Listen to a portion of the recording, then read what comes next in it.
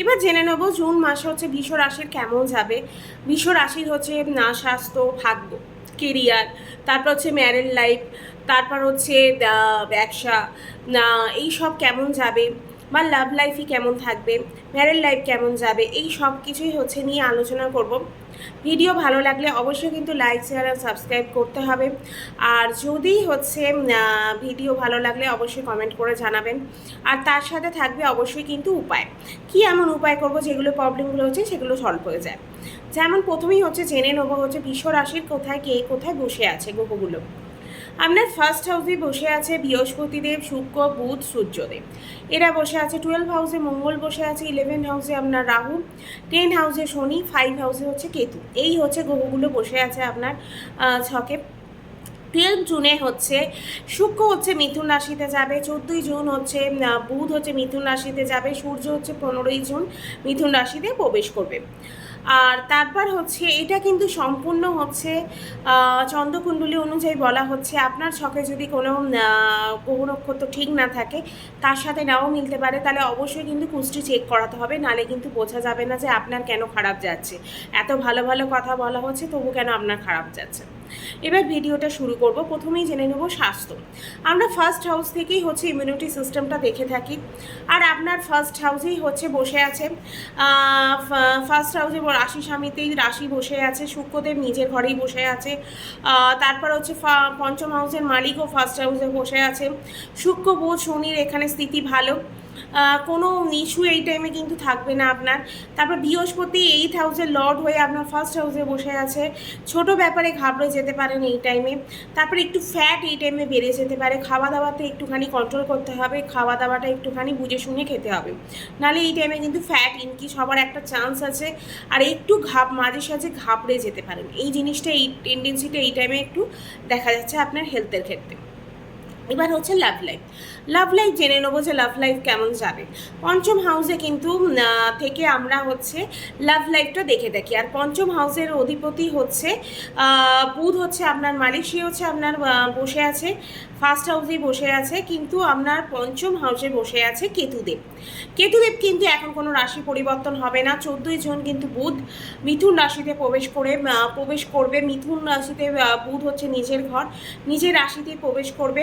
তাই এই টাইমে কিন্তু পড়াশোনার ক্ষেত্রে কিন্তু খুব ভালো কিন্তু যাবে। পঞ্চম হাউসে যখন বুধ হচ্ছে প্রবেশ করবে হচ্ছে নিজের রাশিতে, তাই পড়াশোনা খুব ভালো যাবে। পঞ্চম হাউসে কেতু আর সেকেন্ড হাউসের মালিক বুধ।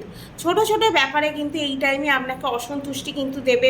বড় ডিসিশন বা অ্যাডমিশনের জন্য ভালো, কিন্তু কেতু কিন্তু আপনাকে কেতুকে একটু খেয়াল রাখতে হবে। একটা ডিসিশন নিতে একটু আপনাকে অসন্তুষ্টি হতে পারে বা একটু অসন্তোষ দিতে পারে, আমি এটা ঠিক করছি কি করছি না করছি, এই নিয়ে একটি কমপ্লিকেশান কিন্তু পড়াশোনার ক্ষেত্রে থাকতে পারে। তাই কনফিউশনটা কিন্তু নিজেকেই কাটাতে হবে, নিজের মনকে নিজেই ঠিক করতে হবে। এবার জেনে নেব লাভ লাইফ। লাভ লাইফও আমরা পঞ্চম হাউস থেকেই কিন্তু আমরা লাভ লাইফ দেখে থাকি। আপনার পঞ্চম হাউসে যা কিছু করছেন, শুক্র বুধ হচ্ছে আপনার রাশি স্বামী। শুক্র বুধ কিন্তু যেমন আপনার রাশি স্বামী হচ্ছে শুক্র, তারপর হচ্ছে বুধ এই টাইমে হচ্ছে পঞ্চম হাউসের মালিক, হচ্ছে একসাথে কিন্তু বসে আছে, মানে আপনার রাশি স্বামী আর পঞ্চম হাউসের স্বামী শুক্র বুধ কিন্তু একসাথে কিন্তু ফার্স্ট হাউসে বসে আছে। তাই খুব ভালো এই টাইমে কিন্তু খুব ভালো এই টাইমে চলবে কিন্তু আপনার লাভ লাইফ। কেতু একটু প্রবলেম দেখবে, একটু কেতু সমস্যা দেবে, কেন পঞ্চম হাউসে কেতু বসে আছে। কেতু কিন্তু এখন কোনো রাশি পরিবর্তনে কিন্তু নেই, তাই একটু নিজেদের মধ্যে মিসআন্ডারস্ট্যান্ডিং, একটু রোম্যান্টিক ফিলিং কিন্তু এই টাইমে থাকবে, কিন্তু তাহলে একটু মিসআন্ডারস্ট্যান্ডিং, একটু কমপ্লিকেশান এই টাইমে হবার একটু চান্স আছে জুন মাসে। তারপর হচ্ছে এবার জেনে নেব ম্যারেড লাইফ। আপনার ম্যারেড লাইফ কেমন যাবে। 7th হাউস থেকে হচ্ছে আমরা ম্যারেড লাইফ দেখে থাকি। 7th হাউসের মালিক হচ্ছে আপনার মঙ্গল, সে 12 হাউসে বসে আছে, তাও নিজের ঘরে বসে আছে। পার্টনার কিন্তু এই টাইমে ঘুরতে যাবে, বিদেশে যেতে পারে। ম্যারেড লাইফ কিন্তু আপনার ভালোই যাবে, হ্যাপি মুডে আপনি একটা থাকবেন। 12 হাউসের মঙ্গল নিজের ঘরেই বসে আছে, তাই খুব একটা খারাপ কিন্তু এই টাইমে হবে না। মঙ্গল শুক্র কিন্তু নিজের ঘরেই আছে, আর একবারও কিন্তু কানেকশান একটা এই টাইমে তৈরি করছে, তাই একটু ঝগড়া এই টাইমে হতে পারে। ধার্মিক যাত্রাও কিন্তু এই টাইমে হবার কিন্তু একটা চান্স আছে আপনার। তারপর ভাগ্য। এই টাইমে ভাগ্য কেমন যাবে? 9th হাউস থেকে হচ্ছে আমরা ভাগ্য বিচার করে থাকি। 9th হাউসের লর্ড হচ্ছে শনিদেব, নিজের ঘরে বসে আছে, বৃহস্পতি দৃষ্টি দিচ্ছে ভাগ্যস্থানে। তাই শুভ কাজ কিন্তু এই টাইমে, মাঙ্গলিক কাজ হবার কিন্তু চান্স আছে।